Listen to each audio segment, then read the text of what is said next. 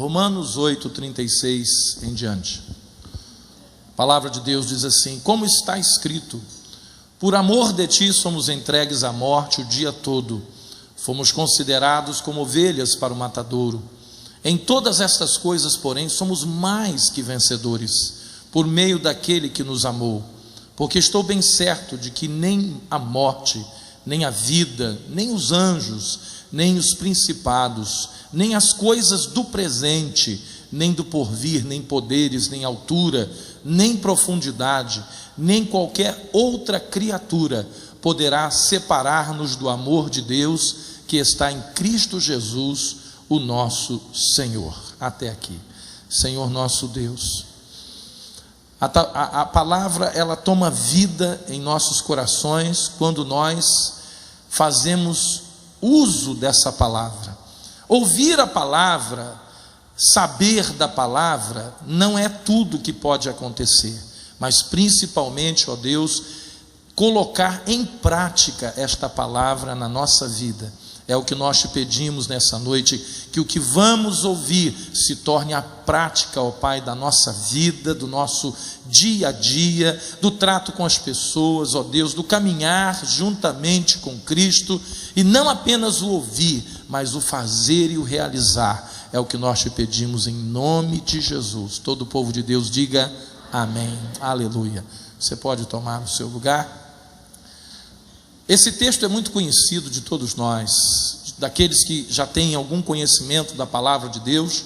É um texto muito conhecido, mas como muitos outros textos na palavra de Deus, que tão conhecidos que são, às vezes nós não prestamos atenção em fazer aquilo que a palavra de Deus nos manda fazer.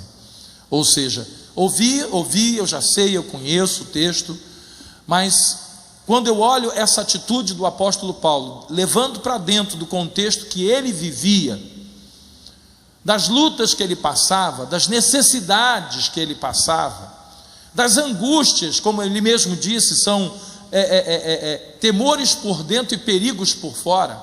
Ou seja, ele passava constantemente por momentos de perseguição, de angústia, às vezes tendo que fugir para salvar sua própria vida, e sabendo que do que ele abriu mão, de uma vida tranquila, de uma vida bem regada, de uma vida fácil no ponto de vista humano, porque ele vivia muito bem, queridos, ele se preparou para ter uma vida humanamente tranquila, mas ele abriu mão de tudo isso, e escolheu o caminho que Jesus havia preparado para ele, sabendo que esse caminho seria um caminho de dores, de desafios, de lutas, de angústias.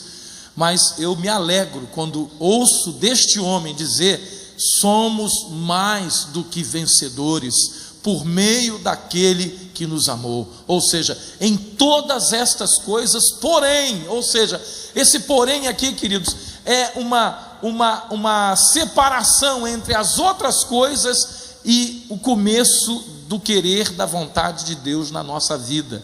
Ou seja, quando ele diz porém, ele fala: olha, aquilo tudo que eu disse antes, quando ele falou aqui sobre angústia, tribulação, perseguição, fome, nudez, perigo ou espada, ele está dizendo aqui o seguinte: porém, além de todas essas coisas, eu creio que eu sou, e nós somos, a igreja é mais do que vencedora em Cristo Jesus. Se fosse de alguém, queridos, que não vivesse essas dificuldades, nós poderíamos olhar para esse texto com uma certa desconfiança, mas sabendo das coisas que o apóstolo passou, sabendo de onde Deus o tirou e como Deus o usou, nós sabemos que é um homem que tem autoridade para falar o que ele está falando. Só que hoje, queridos, há muitos cristãos que estão ouvindo a palavra, até creem na palavra, dizem amém, é verdade, é isso mesmo, glória a Deus, aleluia, mas estão encontrando dificuldade em transformar isso em atitudes, porque entre o falar e o crer, existe alguma coisa mais importante do que só falar e crer, é o realizar, é o fazer a vontade de Deus. E nós não podemos, querido, fazer a vontade de Deus se nós não andarmos, como diz até o tema do Congresso dos Homens que nós vamos começar amanhã, se nós não andarmos na contramão do mundo. Não basta crermos e declararmos que somos vencedores. Tem muita gente dizendo, somos mais que vencedor, ou em Cristo vencemos e tal. Querido, falar é fácil. É necessário que nós tenhamos atitudes de vencedores, assim como o apóstolo Paulo disse, mais que vencedores. Nós não podemos, querido, nos igualar aos que andam na carne. E o que tem acontecido muito hoje com o povo de Deus é isso. A igreja está perdendo a sua identidade para se igualar àqueles que não têm esperança, que andam na carne, porque agindo dessa forma, nós não vamos ser contados no meio dos vencedores, nós vamos ser contados no meio dos perdedores.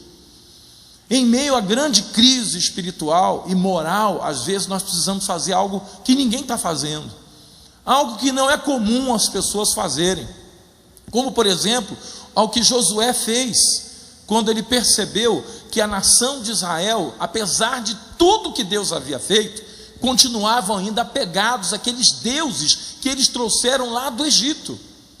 400 anos de escravidão no Egito, e eles começaram a fazer aliança com deuses estranhos. Eles levaram esses deuses nas suas bagagens, a despeito de saírem do Egito com o livramento de morte, que Deus não deixou morrer um só dos primogênitos do povo de Israel, e morreram todos os primogênitos do povo egípcio, inclusive o filho do rei, do faraó. Será que alguém poderia ver essas coisas e ainda colocar na sua bagagem aquele ídolozinho, aquele deusinho com letra minúscula que ele servia lá na terra do Egito, o mesmo Deus que o faraó servia cujo filho morreu? Eles viram o sangue do cordeiro ser aspergido sobre a sua casa e poupar a vida dos seus filhos. Não estou contando com as 9 pragas que caíram antes, e nenhuma delas caiu sobre o povo de Israel. Aí você diz assim, que povo duro, né? Que povo difícil, a despeito de tudo que Deus fez. Mas Josué se levantou e disse perante aquele povo, olha, eu não sei o que vocês vão fazer. Eu tenho visto meu povo, eu tenho visto o povo de Deus, o povo de Israel, servindo a outros deuses, adorando outros deuses, mas eu estou tomando uma decisão, não quero saber o que vocês vão fazer, eu e minha casa serviremos ao Senhor. Queridos, você sabe o que está faltando para a gente viver às vezes, na plenitude de tudo aquilo que Deus tem para nós? São verdadeiras tomadas de posição. São coisas assim que você diz, Senhor, eu não quero, eu não vou participar, está todo mundo fazendo, eu sei que está normal, hoje em dia é comum, mas eu não vou fazer isso, porque eu sei que isso não é da tua vontade. Mas eu vejo hoje, queridos, muitos cristãos se entregando a determinadas atitudes. Por quê? Porque está todo mundo fazendo, porque agora é comum, porque agora é moda, porque a igreja está fazendo, porque a igreja A, B, C, D está fazendo, porque o crente que trabalha comigo lá na empresa está fazendo. Queridos, existem pessoas que se dizem vencedoras, mas eles não vão vencer coisa nenhuma. A atitude que Josué tomou dessa vez já não era a primeira que ele tomava. Josué era um homem de atitude. Josué era um homem que, quando todo mundo dizia uma besteira, ele se levantava e dizia, peraí, alto lá, o que é isso? O que é isso? Vocês esqueceram do Deus que os tirou da escravidão no Egito? Em Números, no capítulo 14, Josué, pela primeira vez, ele se levanta. Números 14, e ele toma a palavra, e ele não se contenta em ser igual ao que todo mundo está fazendo. Números 14, versículo 5. Então Moisés e Arão caíram sobre o seu rosto perante a congregação dos filhos de Israel. Moisés e Arão. Quem era Moisés, queridos? O líder geral do povo de Israel. Quem era Arão? O sumo sacerdote, o homem que era responsável por apresentar diante de Deus o holocausto por todo aquele povo. Eles caíram sobre o seu rosto porque eles não aguentavam mais tanto problema, eles não aguentaram mais tanta coisa ruim que estava acontecendo no meio do povo de Israel, pois eles haviam enviado 12 espias, jovens, moços, que foram ver a terra para trazer notícias. E esses 12 que foram ver, 10 voltaram infamando a terra, falando mal da terra, falando contra Deus. E Josué, filho de Nun, e Calebe, filho de Jefoné, dentre os que espiaram a terra, rasgaram as suas vestes e falaram a toda a congregação dos filhos de Israel, dizendo: a terra pelo meio da qual passamos a espiar é terra muitíssimo boa. Se o Senhor se agradar de nós, então nos fará entrar nessa terra e nola dará, terra que mana leite e mel. Tão somente não sejais rebeldes contra o Senhor, e não temais o povo dessa terra, porquanto como pão os podemos devorar. Retirou-se deles o seu amparo, o Senhor é conosco, não os temais. Agora, depois disso, apesar disso, toda a congregação disse que os apedrejassem. Porém a glória do Senhor apareceu na tenda da congregação a todos os filhos de Israel. Queridos, quando a gente toma uma posição diante de Deus, às vezes não faltam aqueles que querem nos apedrejar. Quando Josué tomou posição lá na frente, quando ele viu Israel inclinado para os deuses, para os ídolos, Josué sabia que a resposta do povo podia ser apedrejamento, mas ele não deixou de falar e de fazer e de tomar uma posição. Tem muita gente hoje querendo ser vencedor. Culto da vitória tem para todo lado, vitória, vitória, vitória. Mas quantos estão dispostos a fazer aquilo que faz de alguém um verdadeiro vencedor? Os que são mais que vencedores não esperam apoios humanos, nem que haja quórum para tomarem uma decisão. Queridos, às vezes no culto aqui, quando a gente fala assim, quem quer tomar uma decisão para começar a viver uma vida com Deus, de andar na presença de Deus, fazer aliança com Jesus, conhecer a palavra de Deus, viver pela palavra de Deus, quem quer fazer isso? Aí há várias pessoas que ainda não fizeram, mas as pessoas que não fizeram ficam olhando para o lado, para ver se alguém vai levantar a mão primeiro, porque eu não quero ser o primeiro. Se alguém levantar, 1, 2, 3, 4, aí eu vou levantar também. Ou seja, está esperando acontecer quórum, né? Está esperando que alguém faça primeiro. Queridos, quando nós agimos dessa maneira, nós nunca seremos vencedores, queridos.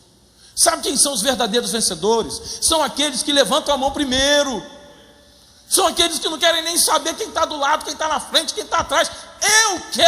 Eu e minha casa serviremos ao Senhor, e se vocês vão me matar, não tem problema. Já pensou? Josué, vem cá, quem aí quer? Quem quer servir esse Deus? Já pensou? Não, querido, eu vou fazer. O que vocês vão fazer, se vocês vão querer, não vão querer, se vão me matar, eu estou tomando uma decisão. E Josué sempre foi um homem de decisões. O apóstolo Paulo, quando ele falou o que ele falou, é porque ele sabia que ele era um homem de decisões com Deus. E quais são as atitudes que a gente precisa tomar? Primeiro, não ficar esperando ninguém descer na sua frente, não ficar esperando alguém tomar uma decisão que você tem que fazer. Os que são mais do que vencedores amam a Deus acima de todas as coisas, inclusive mais do que a sua própria vida. Os verdadeiros vencedores em Cristo são aqueles que amam a Deus acima de todas as coisas, inclusive mais do que a sua própria vida. Eu não estou inventando isso. A palavra de Deus nos diz isso em Apocalipse 12. Ela determina quem é que vai vencer. Quem é que vai estar na frente? Quem é que vai ser acima dos problemas? Apocalipse 12, versículo 10.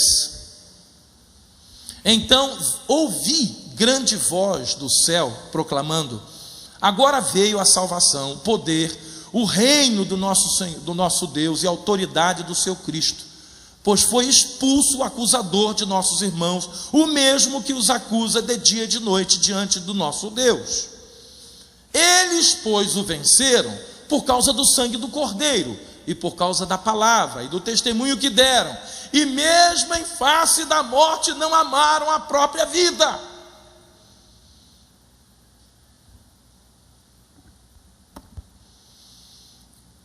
Muitos cristãos que se declaram vencedores nos nossos dias, queridos, são mais amigos dos prazeres do que amigos de Deus. Amam mais os desejos da carne, da vontade própria, do que a vontade de Deus. Amam mais as programações na TV do que a casa do Senhor. Amam mais seus amigos virtuais do que os seus líderes na fé. Preferem ser mais fiéis aos amigos virtuais da internet do que a fidelidade àqueles que estão doando a própria vida em seu favor. Quando vemos a atitude dos amigos de Daniel frente às ameaças de morte do rei Nabucodonosor, que disse que ia matá-los, logo percebemos porque muitos cristãos em nossos dias estão se tornando mais que perdedores. Não é mais que vencedores, é mais que perdedores. Você sabe por que alguém é mais do que perdedor? Porque quando você não conhece a Cristo, você é um perdedor. Mas quando você conhece a Cristo e continua amando mais a esse mundo, aí você se torna mais do que perdedor. Porque pior do que perder por ignorância da palavra, é perder conhecendo a palavra. Assim como existem os mais que vencedores, que são aqueles que conheceram a palavra, abraçaram a palavra, andam na palavra, vivem na palavra, amam a palavra. Esses são os mais que vencedores. Existem os mais que perdedores, que são aqueles que conhecem tudo isso, mas simplesmente não tomam a atitude que Deus espera que eles tomem. Daniel tinha 3 amigos: Sadraque, Mesaque e Abednego. Ananias, Misael e Azarias, o nome deles em hebraico, né? Mas eles foram mudados para nomes babilônicos. Armaram uma arapuca, porque foi uma verdadeira arapuca, né, contra eles, porque queriam que eles morressem. Por quê? Porque eles eram homens de Deus, servos de Deus, porque eles agradavam a Deus, porque eles viviam na presença de Deus, porque eles adoravam a Deus, porque eles não se curvavam diante de ídolos. Então, os homens que estavam na mesma posição que eles e queriam que eles morressem, armaram lá uma armadilha, fizeram o rei fazer uma lei que todos deveriam adorar a imagem de ouro que o rei levantou para ser adorado. E eles não adoraram. Eles não amaram mais a própria vida. Eles amaram verdadeiramente o Senhor. E eles disseram para o rei: olha, o Deus que nós servimos tem poder para nos tirar, nos livrar, nos guardar. Mas se Ele não quiser, Ele tem autonomia também para não querer. Mas fica sabendo, ó rei, que nós não adoraremos a imagem de ouro que tu levantaste. Queridos, quando a gente vê isso, a gente começa a entender porque tem tanto crente hoje perdendo. Porque tem tanto crente perdendo a santidade, perdendo a integridade, perdendo a família, perdendo a moral perante os seus próprios familiares e amigos, perdendo a sua fé, perdendo a sua igreja local, perdendo o casamento, perdendo tudo. Mas por que tem tanta gente perdendo tudo isso, querido? Uma questão de atitude. Uma questão de atitude. Eu vejo às vezes cristãos que são como meninos e que na hora de tomar uma decisão tomam por amizade, tomam por eu gosto de fulano, não gosto de ciclano. Quando nós tomamos algumas decisões, a nossa decisão deve ser ao lado de Deus. Mesmo que nós tenhamos que chegar para um amigo e dizer: querido, eu amo tanto você, mas não vou conseguir caminhar junto com você. porque você vai me desculpar que nessa área você está errado. E às vezes falta um pai dizer isso para um filho, às vezes falta uma esposa falar isso para o seu marido, quando às vezes ele está numa demanda com outra pessoa, e em casa ela dizer assim: querido, olha, lá eu não falei nada não, mas aqui eu vou te dizer, você se conserta porque você está errado. Há mulheres que falam: não, o meu marido eu tenho que proteger, mesmo que ele esteja todo errado, eu tenho que estar com unhas e dentes para defendê-lo. Não, querida, você não tem que fazer isso. Se você fizer isso, você vai estar fazendo mal ao seu marido, porque talvez você seja a única voz que ele possa ouvir e dizer que ele está errado. Ou a esposa ouvir do marido: você está errada, não vamos fazer isso, porque isso aí não tem aprovação de Deus. Você sabe por que Ananias e Safira morreram? Eles morreram porque eles combinaram uma farsa, e Ananias concordou e Safira concordou. Porque Ananias chegou lá e disse uma mentira para Pedro, tentando enganar Deus, o Espírito Santo, e ele morreu. E logo depois veio a esposa dele, e a mesma pergunta foi feita para ela. Ela tinha oportunidade de dizer: olha, eu não concordo com nada disso, meu marido está todo errado, ele falou mentira. Ela teria salvado a própria vida, mas ela confirmou toda a mentira que o seu marido havia falado a Pedro e aos demais apóstolos. É por quê? Não, porque a esposa tem que proteger o marido. Não! Homem e mulher, esposa, marido, precisam dizer a verdade. Às vezes um ou outro dizer: querido, você está errado. Eu te amo, mas você está errado. Querida, eu te amo, mas você está errado. A palavra de Deus não diz isso. Você pregou uma mentira, você fez uma fofoca.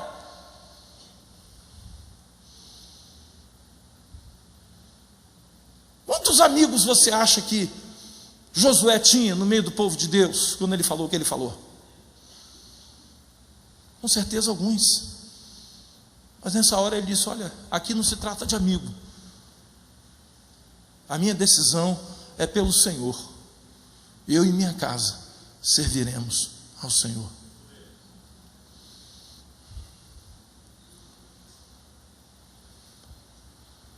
No reino de Deus, entre os vencedores, não há lugar para corporativismo. Não, eu tenho que defender a minha equipe. Sua equipe está toda errada, querido, sai fora dela.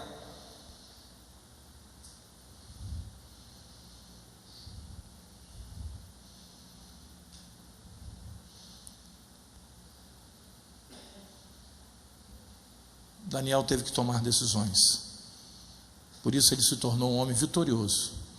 Terminou seus dias levando o povo de Israel a atitudes de amar a Deus, servir ao Senhor, andar na presença de Deus, e foi considerado um dos maiores líderes do povo de Israel. Afinal de contas, a tarefa de suceder nada mais, nada menos do que Moisés, você imagina, né? Alguém para suceder Moisés, foi ele o escolhido.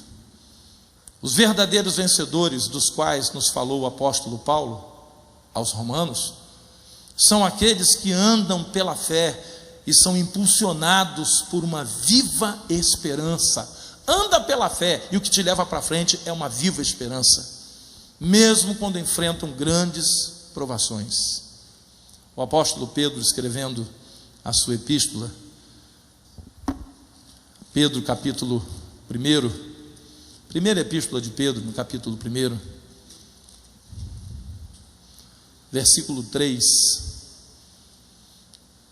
1 Pedro 1, a partir do versículo 3, diz assim: bendito o Deus e Pai de nosso Senhor Jesus Cristo, que segundo a sua muita misericórdia, nos regenerou para uma viva esperança, mediante a ressurreição de Jesus Cristo dentre os mortos, para uma herança incorruptível, sem mácula, imarcessível, reservada nos céus para vós outros, que sois guardados pelo poder de Deus, mediante a fé, para a salvação preparada para revelar-se no último tempo.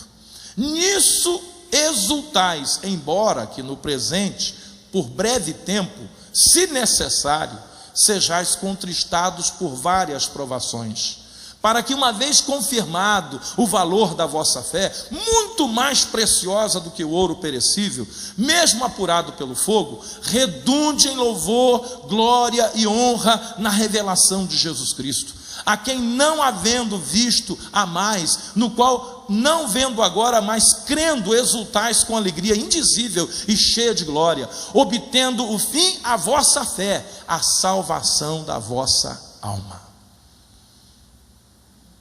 Uma viva esperança no meio das tribulações, embora que por breve tempo, se necessário. Querido, no mundo teremos aflições, querido. Ser crente está cada vez mais difícil. Ser um homem de Deus, uma mulher de Deus, viver vitoriosamente nesse mundo que a gente vive hoje, exige decisões muito acertadas e firmes. Que se você for aquele que decide, mas nem tanto, né? Hoje eu quero, amanhã eu não quero, você está naquela, né? Teve um dia que o profeta Elias teve que dizer: gente, vocês estão cocheando entre dois pensamentos. Se Baal é Deus, então sirva Baal, mas se não é Baal, então sirva o Senhor de Israel. Vocês têm que decidir o que vocês querem, porque o povo de Israel era o seguinte: quando eles apertavam, eles corriam para Baal, corriam para Jeová, eles não sabiam para quem corriam. Será que hoje não está diferente, querido? Será que hoje está diferente? Não, está a mesma coisa. Não mudou nada. Os verdadeiros vencedores, queridos, são aqueles que são impulsionados por uma viva esperança, pois não estão com seus olhos fixos nas promessas de homens, mas nas promessas de Deus, na salvação que há em Cristo Jesus. Não são como Tomé, que precisam ver para crer, mas creem, e por isso veem e desfrutam sempre de milagres de Deus. Tem gente que só crê se vê, mas Deus quer o contrário. Ele quer que você creia para você poder ver e desfrutar das promessas, dos milagres de Deus. Tomé foi advertido: você está crendo, Tomé, porque você viu, né? E Jesus disse: bem-aventurados aqueles que não vão ver e vão crer. São esses os verdadeiros vencedores. Quando o Senhor Jesus voltar para levar a sua igreja, Ele não vai levar perdedor, Ele só vai levar vencedor. Essa palavra vencedor aparece no Apocalipse um monte de vezes. Um monte de vezes. Ao vencedor, ao vencedor, ao vencedor. Não tem uma promessa no Apocalipse dizendo assim: ao perdedor. Para o perdedor não tem promessa, só tem condenação. Não há promessa de bênção e de vida eterna para quem vai perder. Mas eu vejo hoje tantos cristãos, meu Deus, titubeantes. Ora está uma maravilha, dia seguinte está falando besteira, praguejando, usando a mesma boca que louvou a Deus no domingo para falar palavra de baixo calão, para contar piadinha imoral, pornográfica. A mesma boca que estava lá louvando a Deus no domingo. Aí você fala: culto da vitória. Oh, vitória eu quero. Oh, rapalá. O diabo, olha, tem crente que não vai matar o diabo. De tanto rir. Tem crente que vai matar o diabo de tanto rir. O diabo não vai aguentar de tanto rir. Decisões, queridos. Decisões difíceis. Os irmãos que assistiram aquele filme que nós pedimos para assistir, quem assistiu viu que decisão difícil, né? Daquele rapaz lá na empresa. Ele estava sendo testado. Aí, você vai receber tanto, vai separar um tanto, não vai dar entrada, vai mandar para um outro endereço, você vai ser o chefe da expedição, você vai tomar conta do material, mas você vai desviar um material por cada tanto que chegar. Ele foi para casa, já tinha passado um período desempregado, falou com a esposa disse: rapaz, mas quem te prometeu, quem te falou isso foi o patrão, o dono da empresa. Você tem que fazer, que se não fizer ele vai mandar você embora. Ele sentou naquela cadeira e disse para o patrão, no dia seguinte: eu estou muito alegre de trabalhar aqui, eu gosto dessa empresa, mas eu não vou poder fazer aquilo que o senhor me pediu para fazer. E o patrão disse para ele: você está aprovado. E o chefe lá abaixo do patrão disse na mesma hora: meu Deus, estava perdendo a esperança, nós já tínhamos testado 6, você é o 7º. Você não acha que entre aqueles 6 que foram testados antes tinha alguns crentes que toparam a parada? Mas quem vai querer arriscar perder um emprego?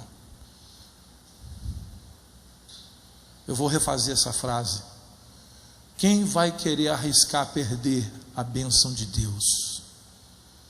O que vale um emprego sem a bênção de Deus? O que vale os amigos te dar tapinha nas costas sem a bênção de Deus?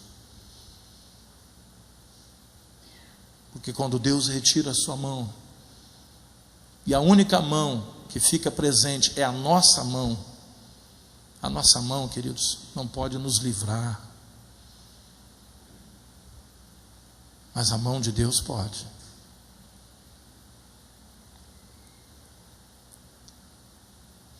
Quando o Senhor Jesus voltar para levar a sua igreja, Ele só vai levar vencedor.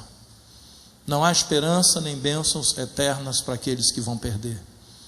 Não há promessa de vitória para pessoas indecisas e incrédulas.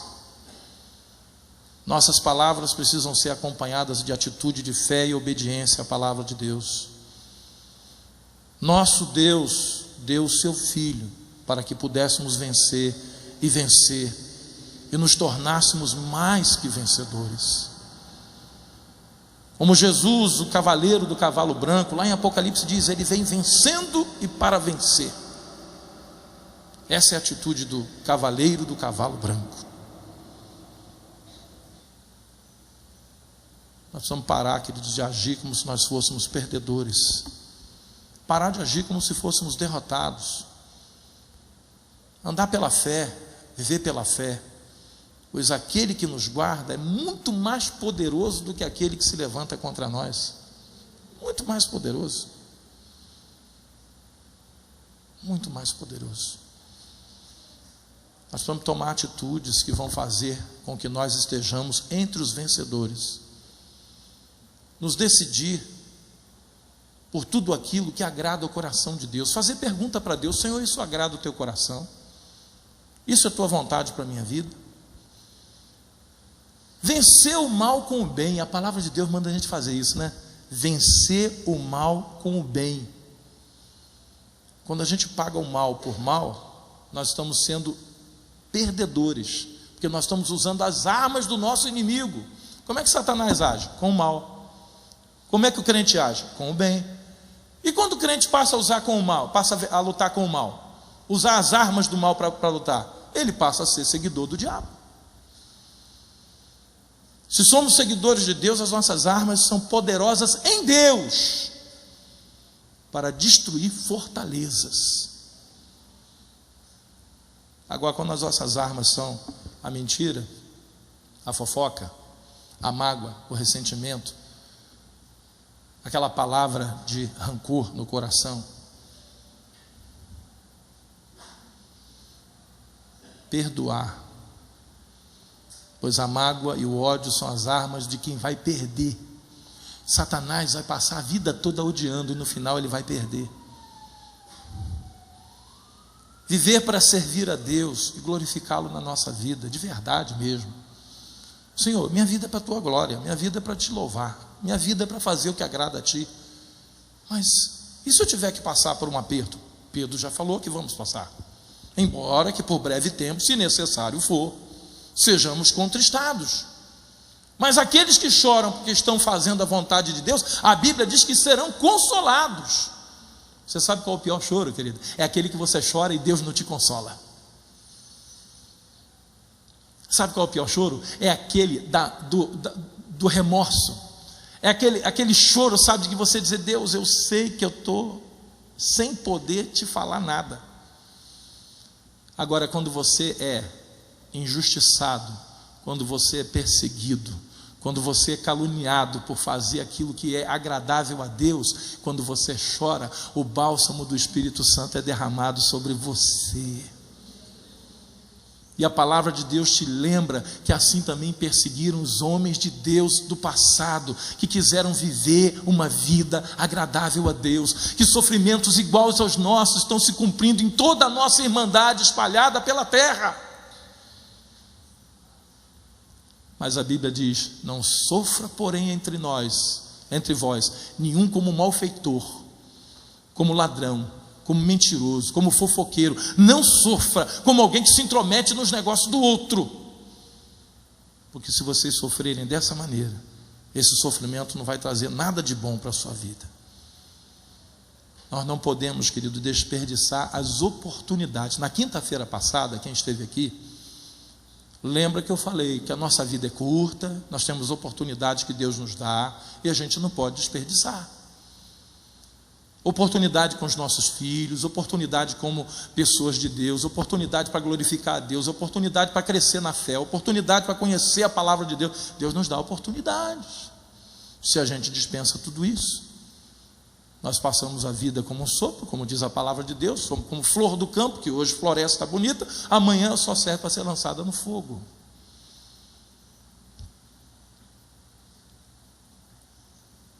E a oportunidade, querido, é todo dia. Hoje, se ouvires a minha voz, não endureçais o vosso coração. Hoje, engraçado, né? Não fala assim ontem, nem fala amanhã, fala hoje. Se ouvires a minha voz, não endureçais o vosso coração. Eu não sei que atitude você tem tomado, se é de vencedor, mais que vencedor, ou se é de perdedor e mais que perdedor. Mas Deus está te falando hoje, está em tempo de você mudar de atitude, está em tempo de você procurar pessoas, reconhecer erros, mudar o jeito de ser, de fazer, de pensar, de agir, e dizer: Deus, seja feita a tua vontade na minha vida, é isso que eu quero.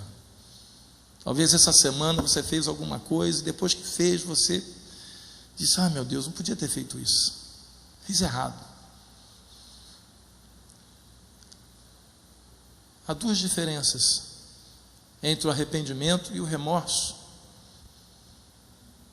Pedro se arrependeu do que ele fez, por isso ele não morreu. Judas teve remorso, mas não se arrependeu, por isso ele buscou o caminho da morte, porque depois do pecado, a Bíblia diz que o salário do pecado é a morte, mas Pedro se arrependeu e recebeu o dom gratuito de Deus, que é a vida, a salvação, a graça. Fazer, todos nós fazemos, queridos, estamos sujeitos a fazer coisas que entristecem o coração de Deus, mas depois que fazemos, qual é a nossa atitude? A atitude de Saul foi pedante, orgulhosa. Não, essa é a minha posição, se necessário eu mato o sacerdote, mas eu não mudo. Tem crente assim, né? A atitude de Saul nada tem a ver com a atitude de Davi, que também pecou, e pecou pior, hein? O pecado de Davi comparado com o de Saul, acho que era bem pior. Mas, no entanto, havia nele um coração quebrantado. E muitas vezes, querido, a gente está perdendo e perdendo e levando a pior e perdendo, porque a gente não quebranta o coração. Deus está dizendo: quebranta, ouça a minha voz, ande na minha presença, deixa eu ser o centro das tuas atenções e das tuas decisões, que se Ele for o centro, querido, a nossa vida vai gravitar em torno de Deus. E quando a gente gravita em torno de Deus, nós estamos no esconderijo do Altíssimo, descansando à sombra das suas asas. E quem é que vai botar a mão na gente nesse lugar? Não pode. Caiam 1000 ao teu lado, 10.000 à tua direita, e tu não serás atingido. Você está pensando que aqueles cristãos que morreram lá em Roma, na boca dos leões, que eles foram atingidos? Foram não. Eles foram poupados de ter que ficar no meio daquela gente. Deus os tirou dali. E eles já se encontram na plena paz que só Deus tem para dar. Sabe quem perdeu? Perdeu foi aquela multidão que se alegrava com a morte deles. Sabe quem perdeu? Foram aqueles cristãos que negaram a Cristo naqueles dias para não morrer. Eles perderam. Eles perderam.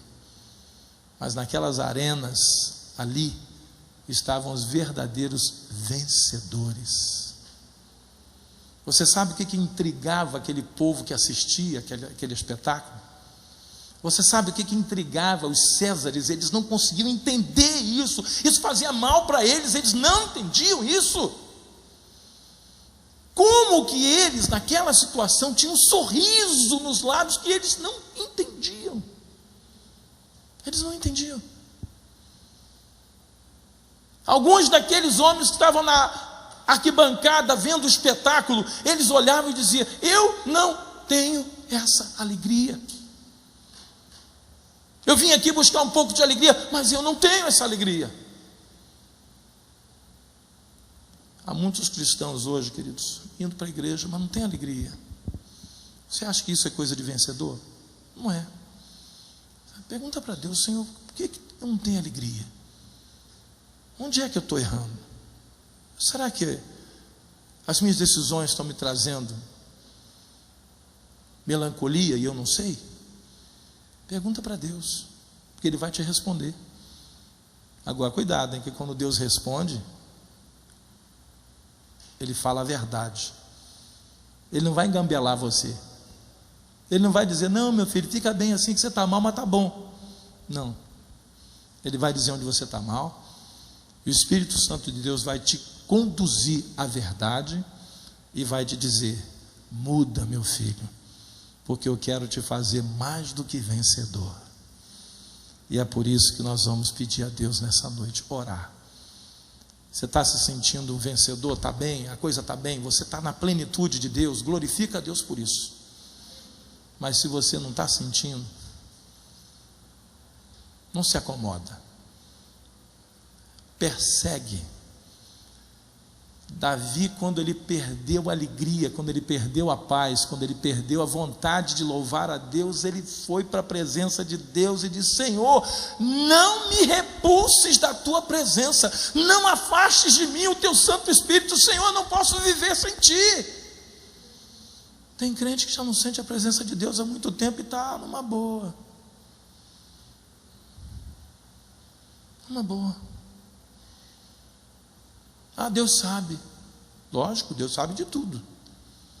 Ah, Deus entende. Sim, Ele entende, só não aprova. Ele entende tudo que está acontecendo com você, só não aprova.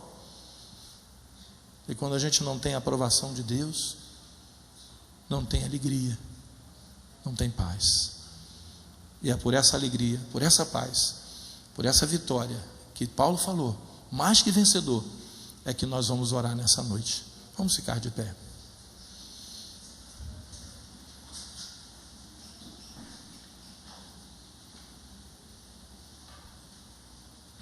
Aleluia. Glória a Deus.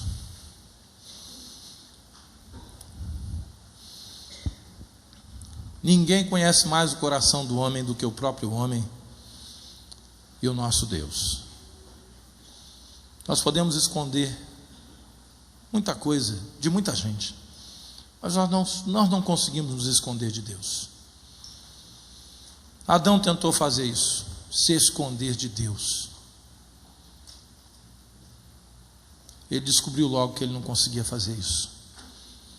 E nessa noite você não cometa mais uma atitude errada, a de tentar esconder a sua tristeza de Deus, a de tentar esconder as anomalias na sua vida, daquele que tudo sabe, daquele que conhece a nossa palavra quando ela ainda não nos chegou à boca, como diz a sua palavra.